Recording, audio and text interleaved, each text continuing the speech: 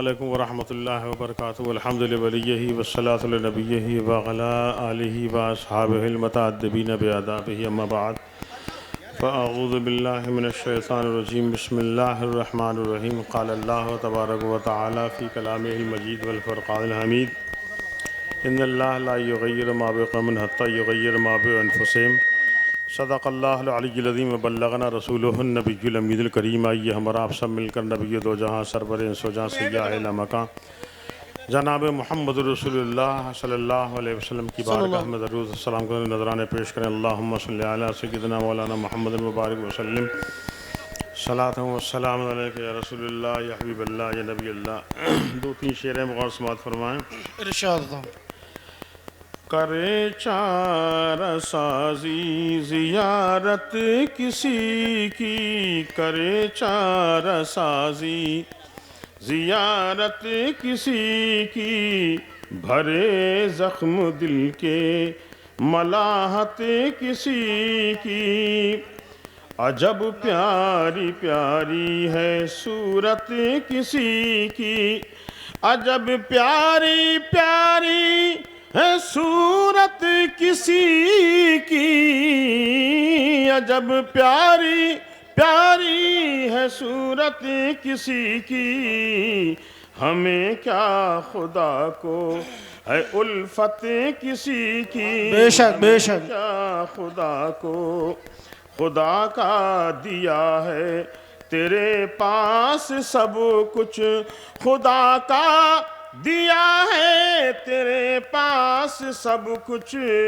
تیرے ہوتے کیا ہم کو حاجت کسی کی، تیرے ہوتے کیا ہم کو حاجت کسی کی، قمر کے اشارے میں دو ٹکڑے دیکھا، قمر ایک اشارے میں دو ٹکڑ دیکھا، زمانے پہ روشن ہے طاقت کسی کی، زمانے پہ روشن ہے طاقت کسی کی۔ مولانا صاحب توجہ چاہتا ہوں۔ ارشاد ارشاد۔ فتردان ڈالی ہے باہیں گلے میں، فتردان ڈالی ہے باہیں گلے میں، فتردان ڈالی ہے باہیں گلے میں،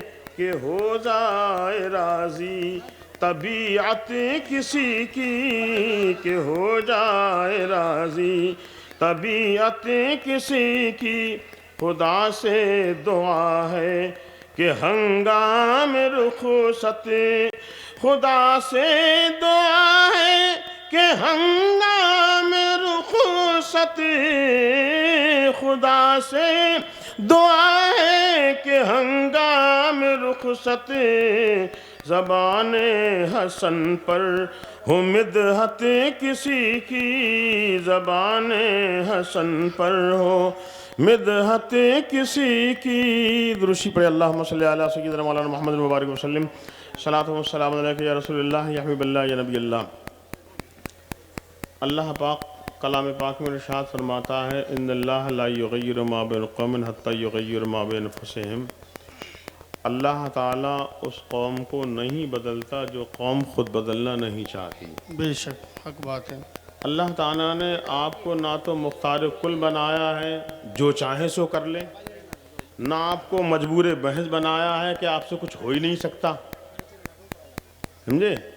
اللہ نے آپ کو با اختیار بنایا ہے، اگر آپ بدلنا چاہتے ہیں تو اللہ حالات بدل دے گا، آپ بدلنا نہیں چاہتے ہیں تو جس حالت میں ہو ویسے ہی رہو گے۔ بے شک حق بات ہے۔ آج جن حالات سے ہم گزر رہے ہیں اس میں ضرورت ہے کہ بہت جلد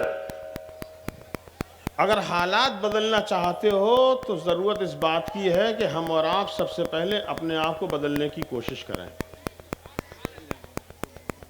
جب آپ اپنے آپ کو بدلو گے تو حالات خود بخود بدل جائیں گے۔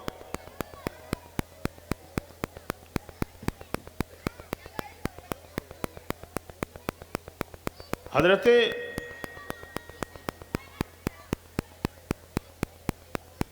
موسیٰ علیہ السلام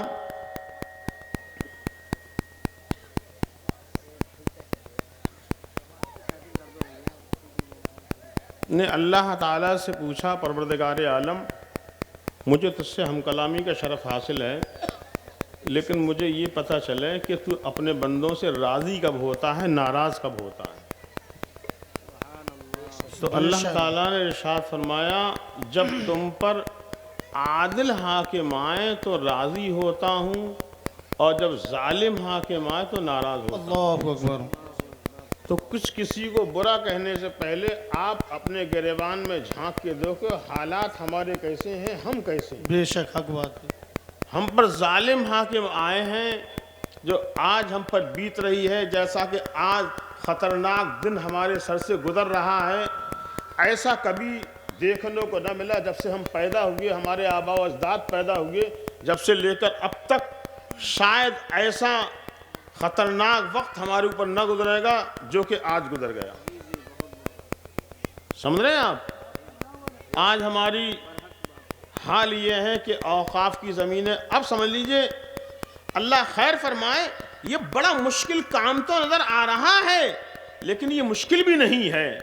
اگر ہم اپنے آپ کو بدلیں تو وہ جس خدا کے ہم اور آپ ماننے والے ہیں وہ میاں روزانہ ایسی رات سامنے لاتا ہے، سوچا بھی نہیں ہوتا ہے کہ اتنا چمکتے ہوئے سورج جب دن میں نکلتا ہے ایسا اندھیرا ہو سکتا ہے، اور اتنے خطرناک اندھیرے کے بعد صبح کو دمکتا ہوا سورج نکال سکتا ہے۔ بے شک اتنی طاقت والا ہے کہ دن کو رات، رات کو دن کر سکتا ہے۔ تو اگر ہم اپنے آپ کو اچھا بنا لیں تو یہ حالات بدلنے میں کوئی دیر نہ لگے گی۔ بے شک بے شک۔ یہ ٹینشن، یہ پریشانیاں اور یہ ہیبت، یہ بزدلی جو ہم پر آ رہی ہے، صرف ہمیں اپنے آپ کو بدلنے کی ضرورت ہے۔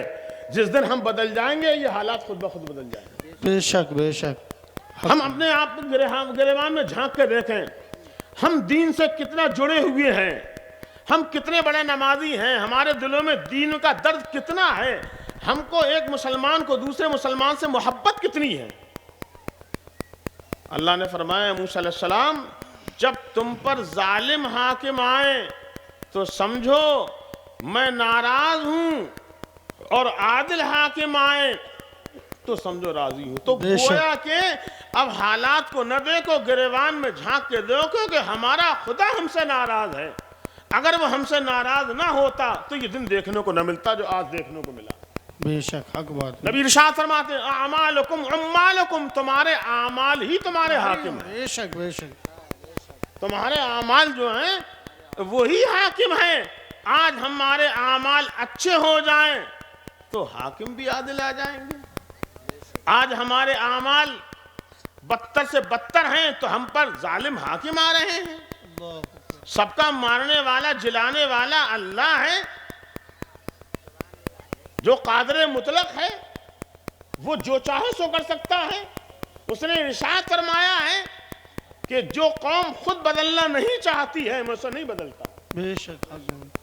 آپ اپنے گریبان میں جھانک کے دیکھیں، سب سے خطرناک بات جو ہے وہ یہ ہے، جہاں تک میں پہنچا ہوں، ایک مسلمان کو دوسرے مسلمان سے اس وقت میں قطعاً ہمدردی نہیں ہے۔ ایک مسلمان کسی مسلمان کی غریب بچی کو بغیر جہیز کے نکاح میں لانے کو تیار نہیں ہے، کوئی راضی نہیں ہے اس بات کے لیے۔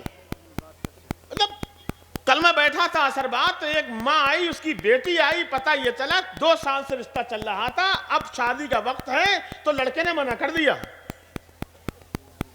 وہ کہہ رہی تھی مول صاحب ہمارے گھر میں عید نہیں ہوئی۔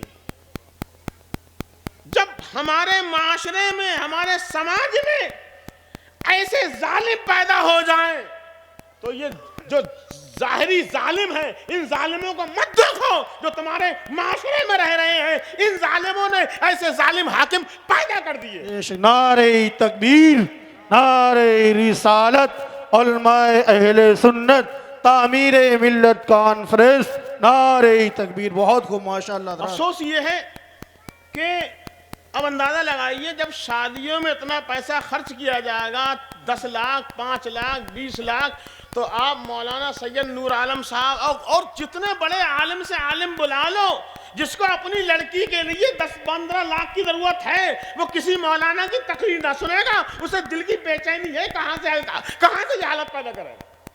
اب کسی کو بلا لو رات بھر چیخو کچھ نہیں ہونے کا ہے، لیکن اگر رب کا شکریہ ادا کرو تو گریوان میں جھانک کے دیکھو کوئی تم میں ایسا نہیں ہے جو پیوند لگے کپڑے پہنتا ہو، ہمیں سے کوئی ایسا نہیں ہے جس کا گھر ٹپکتا ہو، کوئی ایسا نہیں ہے جو جناب والا بھوکا مرتا ہو، لیکن یہ سب کچھ ہونے کے باوجود بھی پوری مکمل آرام ہے، سب آرام ہونے کے باوجود جو تم نے پیدا کیا ہے وہ تمہارے اپنے ہاتھ کی کمائی ہے۔ بے شک حق بات ہے۔ آج اگر ہم غریب لڑکیوں کو، ہر گھر میں لڑکی ہے، امیری غریبی کا امتیاز نہ کر، امیری غریبی کا امتیاز نہ کر، یہ وہ کلی ہے جو ہر شاخ پر لٹکتی ہے، کسی امیر کی لڑکی کسی غریب کے ساتھ نکاح عیب سمجھتی ہے، بھاگ سکتی ہے۔ بے شک حق بات ہے۔ ابھی تک تم سمجھتے تھے ہماری ناک کٹ گئی کہ فلاں برادر کی فلاں برادر میں، فلاں برادر کی فلاں برادر میں، اس کے ساتھ چلی گئی، اس کے ساتھ چلی گئی۔ ارے یہ جب تک ناجائز تھا جب تک کہ نکاح نہ ہوا تھا، نکاح کے بعد تو جائز ہے، سب کلمہ پڑھنے والے ہیں، لیکن اب ہماری جو بچیاں جا رہی ہیں اب ایک ایک بچی کفر و شرک کی فیکٹری بننے والی ہے۔ اللہ اکبر۔ اب ہمارے گھروں میں کفر اور شرک کے جنازے نکلیں گے، اب یہ ہمارے گھروں میں یہ ایسا ہوگا، یہ کیا ہے؟ اگر واقعی ہم اپنی بچیوں کی شادی اپنے وقت پہ کام کرنا شروع کر دیں، اور یہ شادی کو کوئی زیادہ بڑا وہ نہ کریں، آپ زیادہ بڑا خرچے کی ضرورت نہیں ہے، خالی نکاح اگر تم مسجدوں میں کرنا شروع کر دو، چائے ناشتے پانی پہ نکاح کر لیجیے تو انشاءاللہ العزیز ایک سال میں ایک گاؤں کے اندر سینکڑوں نکاح ہو جائیں گے۔ بے شک۔ اور اس کے بعد جناب والا گویا ہر شخص ہمدرد بن گیا، میری بیٹی کے آپ ہمدرد بن گئے، میں آپ کی بیٹی کا ہمدرد بن گیا، ایک دوسرے کے ہمدرد بن گئے۔ حضور ارشاد فرماتے لا تؤمنوا لا تدخلوا الجنت حتی تؤمنوا، تم جنت میں داخل نہیں ہوگے یہاں تک کہ ایمان والے ہو جاؤ، ولا تؤمنوا حتی تحابوا، اور ایمان والے جب تک نہیں ہوگے جنت میں داخل نہیں ہوگے، اور تم جنت میں ایمان والے جب ہوگے جب تم آپس میں محبت کرو۔ بے شک۔ کیسے؟ جب آپ محبت کریں گے تو آپ ایمان والے بنیں گے، اور محبت کیسی ہو؟ الحب فی اللہ والبغض فی اللہ، محبت اور جو عداوت ہو وہ اللہ کے لیے ہو۔ بے شک۔ آج حال یہ ہے شادی بیاہ کے موقع پہ اگر ہم اچھا سے اچھا کھانا کھلاتے ہیں یا جناب والا بہت بڑا جہیز نہ مانگنے کے بعد بھی دیتے ہیں، یا جتنا بڑا خرچہ کرتے ہیں، تو ایک مسلمان دوسرے مسلمان کی محبت میں نہیں کرتا ہے، صرف اپنے نمبر بڑھانے کے لیے خرچہ کرتا ہے۔ بے شک حق بات ہے۔ اللہ کی رضا کے لیے نہیں ہے کام، صرف اس لیے کہ سماج میں گاؤں میں مجھ سے بڑا کوئی نہیں ہے، میں نے جتنا بڑا جہیز دیا ہے کوئی نہیں دے سکتا ہے۔ لڑکی والا مانگے تو وہ بات، لڑکے والا مانگے تو بات دوسری ہے، نہ مانگے تو بھی خرچہ ہوتا ہی اسی کام کے لیے۔ جتنی بھی ہمدردی ہوتی ہے وہ ہمدردی نہیں ہوتی ہے۔ اگر اس ہمدردی کو دوسرے نمبر پہ لایا جائے، پہلے نمبر پہ یہ کہ جو میں کر رہا ہوں اپنے بھائی کی محبت میں کر رہا ہوں، تو انشاءاللہ اس میں ثواب ملے گا، اور باقی جو آپ نمبر کی بات کرتے ہو وہ تو خود و خود بڑھ جائے گا، وہ ترقیاں تو آپ کو مل ہی جائیں گی۔ اس کانفرنس کا نام تعمیر ملت ہے، اور شاید میرا وقت ہو بھی گیا ہے۔ میں آپ کو سب سے گزارش یہ کرتا ہوں میرے اسلامی بھائیوں، ہر شخص اپنے گھر کا نگراں ہے، اپنے گھر پر نظر ڈالے، اور آپس میں محبت، اور محبت اللہ کے لیے ہو۔ یہ کام اگر آپ اپنی بیٹیوں کی شادیاں، اپنے بچوں کی شادیاں ایسے آسانی سے کر لو گے تو دین کے کام آسان ہو جائیں گے، ورنہ مدرسے چلانا مشکل، اور مدرسے اگر چلا بھی لیے، قائم کر بھی لیے، تو میاں جناب والا کوئی شخص اپنے بچوں کو دین کی تعلیم نہیں پڑھوائے گا۔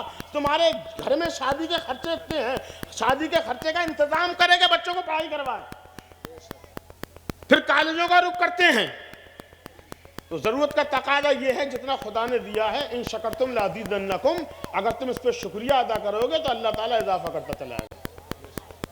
اب شکریہ ہر اعتبار سے ہے، مطلق آیا ہے، اگر تم نے شکریہ، جس نعمت کا شکریہ ادا کرو گے اللہ تعالیٰ اسی میں اضافہ کرے گا، اس کا شکریہ ادا کرو گے۔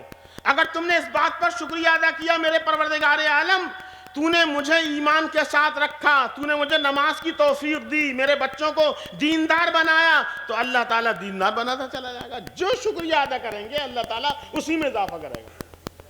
میں اپنا وقت زیادہ نہیں لے کر اپنے آگے آنے مہمانوں کے لیے زیادہ سے زیادہ وقت دینا چاہیے، اپنی گفتگو ختم کرتا ہوں۔ جو کچھ کہا ہے میرا پروردگار عالم میری قوم کو اس پر عمل پیرا ہونے کی توفیق نصیب فرمائے، آمین۔ اور ہمیں کہنے سے پہلے ہمیں خود عمل کی توفیق نصیب فرمائے۔ السلام علیکم ورحمۃ اللہ۔ وعلیکم السلام۔